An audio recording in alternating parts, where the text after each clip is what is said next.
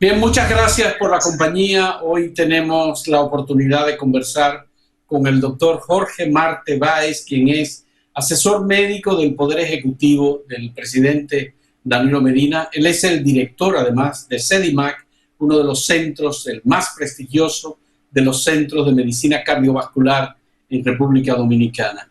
El doctor Jorge Marte es graduado en el Instituto Tecnológico Santo Domingo. Tiene especialidad en medicina interna, tiene también especialidad en medicina crítica y en cuidados intensivos, aparte de que es neumólogo y tiene muchas otras responsabilidades.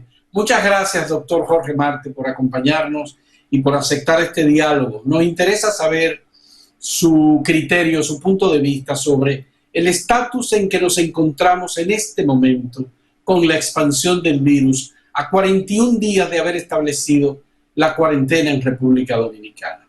¿Sigue expandiéndose el virus? Buen día, Fausto, y muchas gracias a ti en lo personal y a todo el mundo en Acento por esta honra.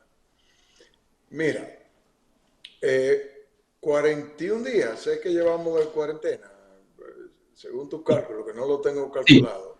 Sí. Bueno, esa es una forma de preguntarlo. La otra forma es plantear a partir del inicio de la epidemia en el país, que fue 29 de febrero y 1 de marzo. De marzo, sí. Y con respecto a cómo nos está yendo, pues fíjense, es importante que hagamos algunas precisiones.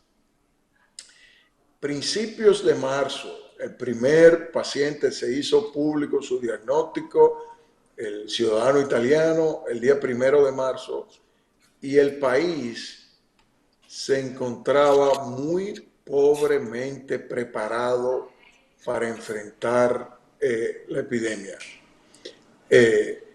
Pobremente preparado en más de una vertiente.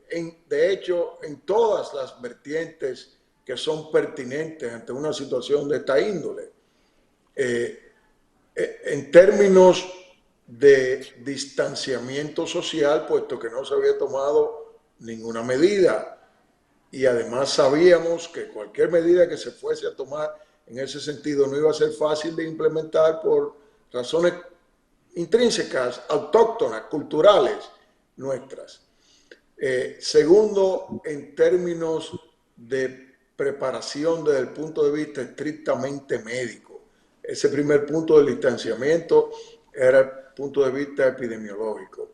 El punto de vista estrictamente médico porque para una infección en la que las pocas opciones terapéuticas que se brindaban, primero, no eran tan seguras, pero segundo, ni siquiera disponíamos al momento de esas que no eran tan seguras porque o no existían en el país o cuando se rumoró que podían ser efectivas, fueron acaparadas y rápidamente salieron del mercado. No disponíamos además de pruebas suficientes. Había una pequeña cantidad de pruebas en el Laboratorio Nacional que habían sido donadas por la Organización Panamericana de la Salud y debido a una iniciativa temprana de dos de los principales laboratorios privados del país, pues también habían conseguido hacer acopio de una cantidad relativamente pequeña de pruebas. No disponíamos tampoco de una organización efectiva en cuanto a un diagrama de cuántas camas hospitalarias disponíamos y de esas camas cuántas podían destinarse a pacientes con COVID, ya sea en términos de aislamiento por un lado o por otro lado en términos de que los pacientes más críticos necesitaban ir a cuidados intensivos y frecuentemente necesitaban ir a un ventilador mecánico. Tampoco disponíamos de inicialmente ningún lugar donde colocar a los pacientes que estando positivos o que estando altamente sospechosos por contactos con positivos, pero que no necesitaban ingreso a un hospital porque no tenían síntomas, esos pacientes deberían ponerse en una especie de refugio, en aislamiento. No disponíamos de eso. Se creó la comisión de alto nivel, la comisión presidencial de alto nivel para el COVID-19, que de inicio solamente incluía a funcionarios de alto nivel del gobierno. Existen en realidad dos modalidades de esta, que son la modalidad ampliada, donde hay una serie de ministros y de directores de departamentos, y la modalidad que inicialmente era la modalidad práctica de la comisión, que incluía también a ministros y a directores, a funcionarios del gobierno. De repente, cuando se me acerca cumpliendo un mandato del presidente de la República, el señor ministro de la Presidencia, y me solicita ser parte de la comisión, a mí me causó una doble satisfacción. Yo no me he olvidado de tu pregunta, pero creo que este introito es necesario para darle más cuerpo a la respuesta que yo te pueda dar. Primero, me sentí muy complacido porque lo entendí como un reconocimiento a cualquier cualidad positiva que pudiese interpretarse como de utilidad en ese momento. Pero hubo otra cosa que me hizo sentir muy bien, que es que yo no era funcionario del gobierno y que, si se quiere, eso le daba un tinte de que el gobierno no se estaba limitando a asuntos políticos cuando estaba conformando esta comisión. Y a mí me parece que encontré una comisión que estaba funcionando muy bien, pero sin ánimo de que se me vaya a tildar de pedante, creo que hice contribuciones que hacían falta en la comisión. Por ejemplo, aunque había un médico clínico en la comisión, que es el doctor Enriquillo Matos hace varios años que no ejerce la medicina clínicamente, propiamente hablando, sino que ha tenido cargos dentro de la administración pública. La burocracia. Y me parece que esos trabajos que ya estaba haciendo la comisión, pues sin duda que vinieron a reforzarse con nuestra presencia. Ya el mismo día de yo entrar, el presidente tomó la decisión del toque de queda a partir de las 8 de la noche. Ya en sesiones en las que estuve yo presente con el presidente, se decidió a prolongar el toque de queda a partir de las 5 de la tarde. Y déjame decirte algo, Fausto, y a los estimados teleescuchas y radioescuchas, en la comisión había miembros que favorecían el toque de queda de 24 horas. Y con eso coincidían con muchas de las llamadas fuerzas vivas de la nación que exigían el toque de queda de 24 horas, pero la mayoría de la comisión, aplicando el término que yo considero ha sido clave en esta situación, balance, consideraron que en ese momento, con un toque de queda parcial, podíamos todavía a ese momento prescindir del toque de queda de 24 horas, aunque nunca descartar la posibilidad de tomar esa decisión al momento que fuese necesario. Doctor, y esas... sí, Sí. quería saber, ¿no es adaptable el plan que se ha estado aplicando, la estrategia que hemos seguido desde el gobierno, que se vaya modificando en la medida en que íbamos desarrollando actividades, separando poblaciones? El caso extremo que preocupó bastante, que fue de San Francisco de Macorís, que eso permitiera cambiar poco a poco la estrategia del gobierno. Por supuesto que sí, por supuesto que sí. Fíjate que eso ha cambiado la estrategia en un sentido u otro. Tú citas San Francisco de Macorís y ahí se cambió la estrategia en el sentido que se hizo más estricto. Pues San Francisco de Macorís prácticamente fue tomada militarmente y se hizo un cerco epidemiológico. Eso ha ocurrido temporalmente en otras áreas. Pero supongo que tu pregunta va más hacia el lado opuesto, es decir, a la liberalización de algunas de las medidas. Y por eso era que te decía que era importante mi introducción, porque al momento que se tomó la medida de un toque de queda parcial y que por ende se estaba al mismo tiempo tomando la medida de no hacer un toque de queda total, había incertidumbre. Nadie podía estar seguro de que eso iba a funcionar. El propio Pero ministro de ahora, Salud Pública, el propio ministro de Salud Pública se expresó individualmente diciendo que él era partidario de reforzar las medidas de confinamiento.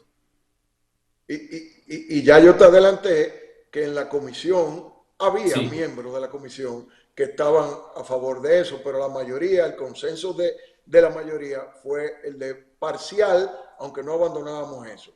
Yo creo que en este momento tenemos que detenernos y ya no solamente pensar en presente y futuro. Ya tenemos un pequeño pasado, yo le estaba llamando un petit pasado, para aunarlo a las experiencias en las cuales vamos a basar las decisiones futuras, las decisiones presentes y futuras.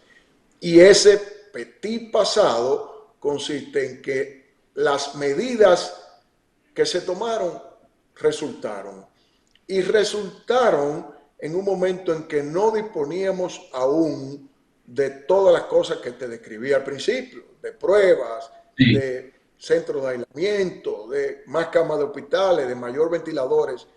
Ahora que sí poseemos, estamos en posesión de una mayor cantidad de todos los anteriores, no estamos diciendo que sea la cantidad óptima, pero mucho más que antes, pues entonces con más razón decimos que en este punto que estamos debemos ir pensando en con mucha cautela hacer algunas liberalizaciones, incluso pensando que ahora estamos mejor preparados para lo que pueda venir que lo que tuvimos para lo que ya pasó. Y bueno, siempre y cuando no ocurran cosas inesperadas como lo de Puerto Plata, que realmente fue un lastimoso retroceso, aunque todavía no podemos mesurarlo, pero ciertamente ya hoy en Puerto Plata se han tomado medidas extremas, de hecho más extremas que las que se tomaron en San Francisco de Macorís en un momento dado. Pero contestando tu pregunta, claro, tenemos una estrategia y de ahí viene la importancia de la palabra balance. Ok, si nosotros quisiéramos estar seguros de que esta epidemia se pare, lo que tenemos que hacer es trancar todo el mundo en su casa hasta quién sabe cuándo. Y así se pararía. Pero un país funciona así. No. Para aquellos que han estado clamando a veces histéricamente por un cierre de 24 horas, que dicho sea de paso, Fausto, todavía lo estaban haciendo hace apenas unos 5 o 6 días, y por eso me asombro que ayer y antes de ayer oigo a algunos de los voceros que decían que el gobierno iba a ser responsable de una increíble mortalidad porque no había cerrado 24 horas. Pues ayer y antes de ayer lo estoy diciendo que al gobierno no hay que darle los 25 días que pedía porque esta situación ya se está resolviendo. Un giro de 180 grados en apenas cuestión de días, cuando quizás lo elegante es reconocer que las medidas que tomó el gobierno fueron adecuadas y que si mañana o la semana que viene la cosa cambia y hay que tomar medidas más fuertes, de ninguna manera puede decirse que las que se tomó fueron equivocadas, porque hasta este momento fueron acertadas. Y por Claro, eso lo que estamos doctor. pensando ahora, las áreas menos afectadas. Mira, Sí. hay tres aspectos para responder tu Quería pregunta. pedirle, por ¿Cuáles favor, son para hacer una breve pausa. geográficamente las... Vamos a tratar esos temas para hacer una muy breve pausa, aunque quiero, antes de cerrar para esta pausa, decirle que la información última que hemos recibido desde Alemania es que hay un rebrote en Alemania luego de haber sido controlado el virus. Estamos caminando por terreno movedizo, sin mucha información sobre cuál es el comportamiento del virus y cuál es el comportamiento propio de nuestro cuerpo en relación con la recepción de ese virus y los daños que provoca. Le pido un momentito, por favor, para hacer una pausa y retomamos ¿Cómo para no? que usted me diga esos tres ¿Cómo no? elementos que estábamos mencionando. En un momento retornamos.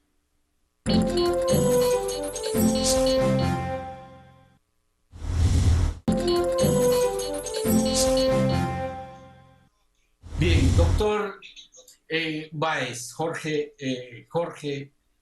me gustaría saber, Jorge Marte Báez, me gustaría saber cuáles son esos tres elementos que usted dice que habría que tomar en cuenta en este momento para reabrir actividades.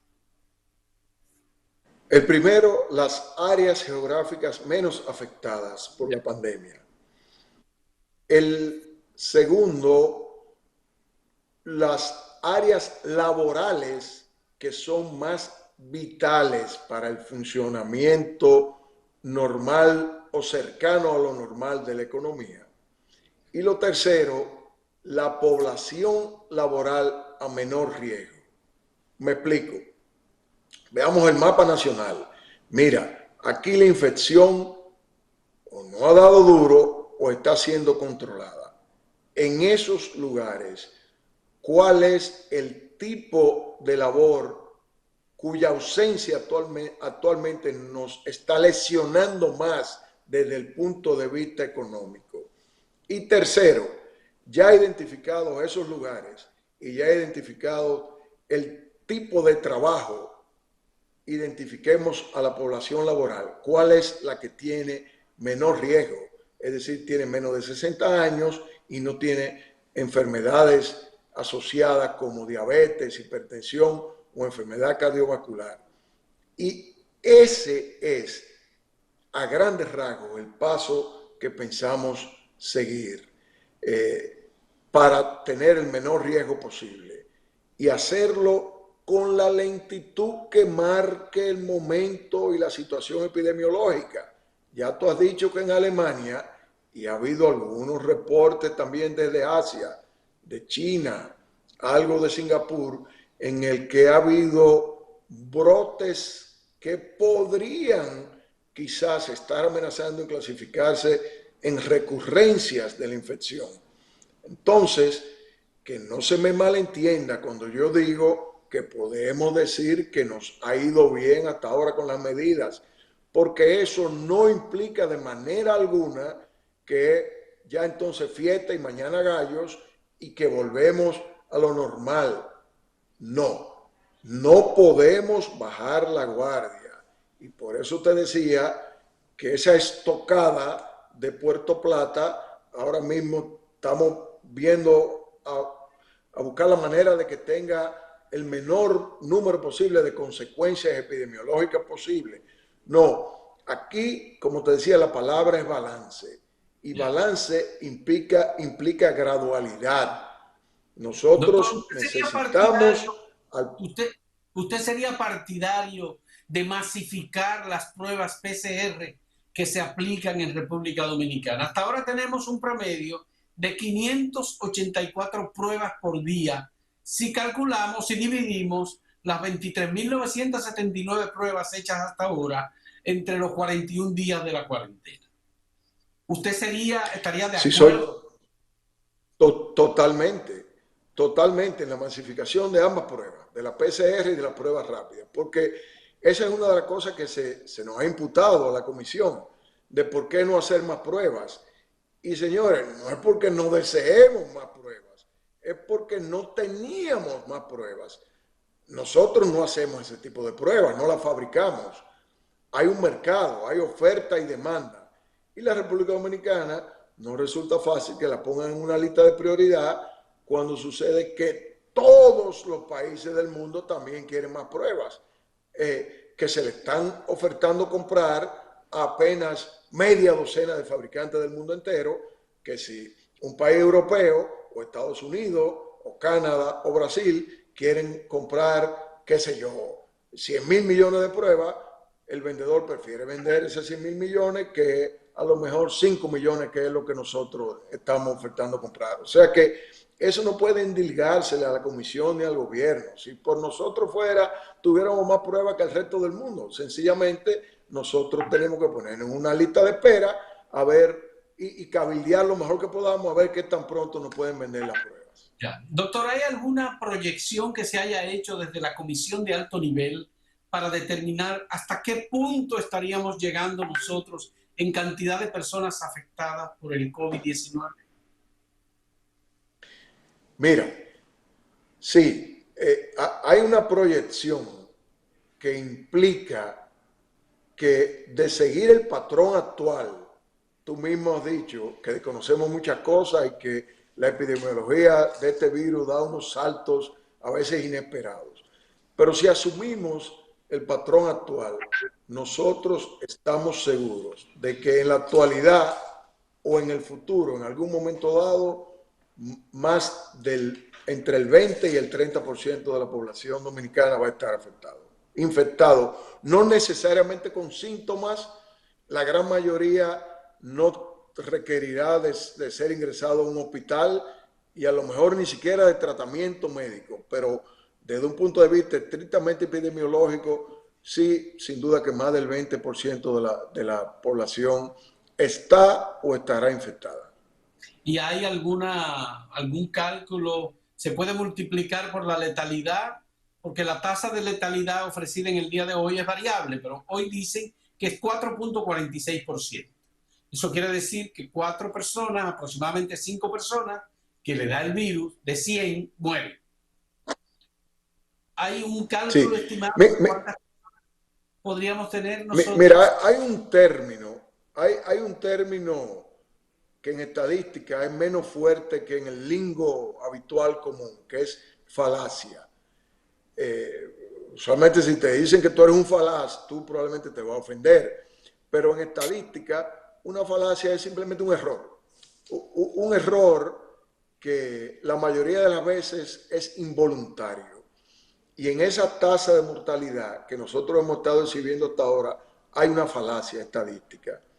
Nosotros tenemos una X cantidad de muertos que van por alrededor de 300, ¿verdad? 300. Sí, 286 al día de hoy. Sí. Y esos son los muertos, porque aunque en las redes sociales tú ves que el gobierno tiene de que cementerios secretos y ocultos, eso es imposible, señores, de que se mueran gente. Yo contaba públicamente el otro día que en medio de una reunión de la comisión de alto nivel, llamó a uno de los miembros de la comisión, un pariente de un pueblo del Cibao, para decirle que la noche anterior en su pueblo habían muerto 1.000 de COVID. Y ese tipo de cosas se propagan, pero lo cierto es que los muertos están ahí. Los muertos que dice el ministro de Salud Pública todos los días, esos son los muertos. Y ese es el denominador de la ecuación, la parte de abajo. Ahora, la parte de arriba, los infectados, esa no es. Los infectados son mucho más de ahí. ¿Y por qué sabemos que son mucho más de ahí? Bueno, en la pregunta anterior yo te respondí. Si hubiésemos hecho más pruebas, la cantidad de positivos, es decir, el numerador, fuera mucho más alta. Y al dividir el numerador entre el denominador, la mortalidad evidentemente baja, porque el denominador, la cantidad de muertos, permanece igual. Y aún así, nosotros tenemos una tasa de mortalidad del 4 punto y tanto por ciento, que es menor que muchos países del área y de muchos otros países de Europa, por ejemplo, o de la ciudad de Nueva York, por ejemplo. Sí. Bueno, tenemos la suerte, Que, doctor, de que no ha colapsado el sistema de salud de República Dominicana. Nosotros tenemos 2.587 camas disponibles y tenemos un total de 134 ventiladores. y tenemos 131 camas de unidades de cuidados intensivos. Y eso no ha llegado a un agotamiento. Hay en este momento en unidades de cuidados intensivos, creo que debe haber 120 o 125 personas. No se dio el dato hoy, pero cada día se ofrece ese dato y evidentemente parece que el sistema de salud de República Dominicana no ha colapsado, como en el caso de la ciudad de Nueva No, York. sí, tienes razón, pero déjame decirte algo. Esos datos que tú das se refieren al Estado, a los hospitales estatales. No Sí. incluye al sector privado, que tiene mucho más camas de cuidado intensivo y más ventiladores de lo que tú, que el Estado, incluso, que lo que no más camas generales, pero sí, Sí. más camas de cuidado intensivo y de ventiladores. Y el sector privado ha jugado un rol estelar. No te puedo hablar del 100% del sector privado, pero hay algunos centros en los cuales cuando se escriba la historia de esta epidemia, habrá que sacarle su comida aparte, como hemos dicho. De tal manera que tenemos una cómoda, confortable reserva desde ese punto de vista. Pero, reitero, no dormimos en los laureles. Y, por Sí. ejemplo, estamos habilitando, tanto en el sector público como en el privado, mayor cantidad de camas de cuidado intensivo, y se han adquirido una buena cantidad de ventiladores también. Qué bueno. Una última pregunta, doctor. ¿Usted se siente optimista con lo que estamos haciendo como país para hacerle frente al coronavirus y que salgamos pronto de él? Mira, el fin de semana pasado me hacían una entrevista, yo no estaba escuchando, había otros entrevistados que me precedieron y yo no estaba escuchando porque estaba ocupado en otros menesteres, pero el entrevistador me dijo, era una entrevista telefónica, el entrevistador me dijo que si yo estaba de acuerdo con las intervenciones que me habían precedido inmediatamente, y eran intervenciones llamando a que por favor el gobierno no fuera tan insensible y que cerrara por 24 horas. Y yo usé por primera vez, hace 8 o 9 días, la expresión de que yo me sentía cautelosamente optimista y que estaba en desacuerdo con esos entrevistados que me habían precedido, porque yo no creía que había que hacer un cierre de 24 horas. Algunos de esos entrevistados, que en ese momento clamaban por el cierre de 24 horas, son los que ahora he escuchado diciendo que al gobierno no debe dársele poderes especiales porque esta situación prácticamente se ha resuelto. Entonces, quiero decirte que si el fin de semana pasado yo declaraba públicamente que me sentía cautelosamente optimista, yo hoy te respondería que yo me siento un poquito menos cautelosamente optimista que el fin de semana pasado. Pero la palabra cautela todavía no la saco de mi ecuación personal. Ya, muy bien, te entiendo perfectamente. Muchas gracias a Jorge Marte Báez, asesor médico del Poder Ejecutivo, director de CEDIMAP, un médico especialista en medicina interna, en medicina crítica y en cuidados intensivos, además de neumólogo. Muchas gracias por tus palabras esperanzadoras también, por supuesto, cautelosamente esperanzadoras. Vamos a Sí, decirle. sí, no me dejes la cautela fuera. Sí. No, gracias. Muchas gracias, Jorge. Un Muchas placer. gracias a ustedes. Y Me éxito honra. en tu trabajo. Muy bien. Chao.